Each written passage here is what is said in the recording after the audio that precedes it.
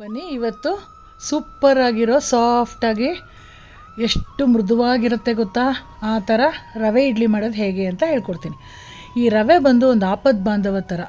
ಯಾವಾಗಲೂ ಉಪ್ಪಿಟ್ಟು ರವೆ ದೋಸೆ ಮಾಡ್ತಾಯಿರ್ತೀವಲ್ವ, ಸಬ್ಸಿಗೆ ಸೊಪ್ಪು ಹಾಕಿ ರವೆ ಇಡ್ಲಿ ಮಾಡೋದು ಹೇಗೆ ಅಂತ ತೋರಿಸ್ಕೊಡ್ತೀನಿ. ಜೊತೆಗೆ ತರಕಾರಿ ಸಾಗು ಮಾಡೋದು ಕೂಡ ನೋಡ್ಕೊಳ್ಳೋಣ. ಮೊದಲು ಸಾಗುಗೆ ರೆಡಿ ಮಾಡ್ಕೊಂಬಿಡೋಣ. ಒಂದು ಮಿಕ್ಸಿ ಜಾರಲ್ಲಿ ಫ್ರೆಶ್ ಆಗಿರೋಂಥ ಕೊತ್ತಂಬರಿ ಸೊಪ್ಪು, ಸ್ವಲ್ಪ ಪುದೀನ ಸೊಪ್ಪು, ಅಂದರೆ ಎಲೆ ಹಾಗೆ ತೊಗೋಬೇಕು. ಕಾಂಡ ಎಲ್ಲ ಹಾಕ್ಬಿಟ್ರೆ ಸ್ವಲ್ಪ ಕಹಿ ಬರೋ ಚಾನ್ಸಸ್ ಜಾಸ್ತಿ ಪುದೀನದು.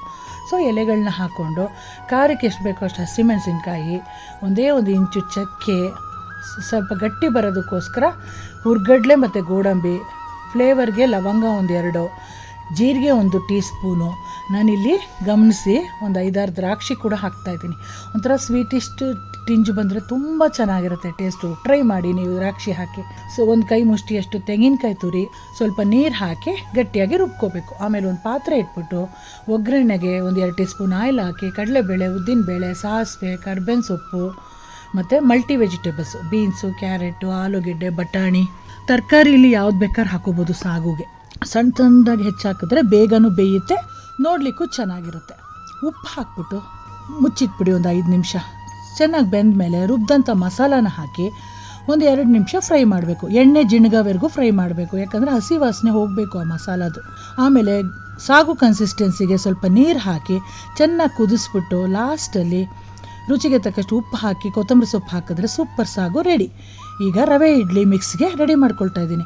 ಒಂದು ಪಾತ್ರೆಯಲ್ಲಿ 2-3 ಟೀ ಸ್ಪೂನ್ ಆಯಿಲ್ ಹಾಕಿ ಸಾಸಿವೆ, ಕಡಲೆಬೇಳೆ, ಉದ್ದಿನಬೇಳೆ, ಸ್ವಲ್ಪ ಗೋಡಂಬಿ ಟೇಸ್ಟ್ಗೆ ಹಾಕಿ, ಹಸಿಮೆಣಸಿನ್ಕಾಯಿ, ಕೊತ್ತಂಬರಿ ಸೊಪ್ಪು, ಕರ್ಬೇವಿನ ಸೊಪ್ಪು ಸಣ್ಣದಾಗಿ ಹೆಚ್ಚಿ ಸ್ವಲ್ಪ ಹಾಕಿ ಫ್ರೈ ಮಾಡಬೇಕು. ಇಲ್ಲಿ 1/4 ಕಪ್ಗೆ ರವೆಗೆ ಮಾಡ್ತಾಯಿದ್ದೀನಿ ನಾನು. ಇದು ಬಂದು ಬಾಂಬೆ ರವೆ, ಚಿರೋಟಿ ರವೆ ಹಾಕಬಾರ್ದು, ಬನ್ಸಿ ರವೆಲೂ ಚೆನ್ನಾಗಿ ಬರಲ್ಲ, ಬಾಂಬೆ ರವೆಲ್ಲಿ ತುಂಬ ಚೆನ್ನಾಗಿ ಬರುತ್ತೆ. ಆಮೇಲೆ 1 ಕಪ್ಪಷ್ಟು ಗಟ್ಟಿ ಮೊಸರು, ಒಲೆ ಉರಿ ಆಫ್ ಮಾಡಿಬಿಟ್ಟು ರವೆ ಹುರಿದ ಮೇಲೆ ಮೊಸರು ಸೇರಿಸ್ಬೇಕು. ಒಲೆ ಉರಿ ಹಚ್ಚಿಸ್ಕೊಂಡು ಮೊಸರು ಸೇರಿಸ್ಬಾರ್ದು, ಆಫ್ ಮಾಡಿ ಸೇರಿಸ್ಕೋಬೇಕು.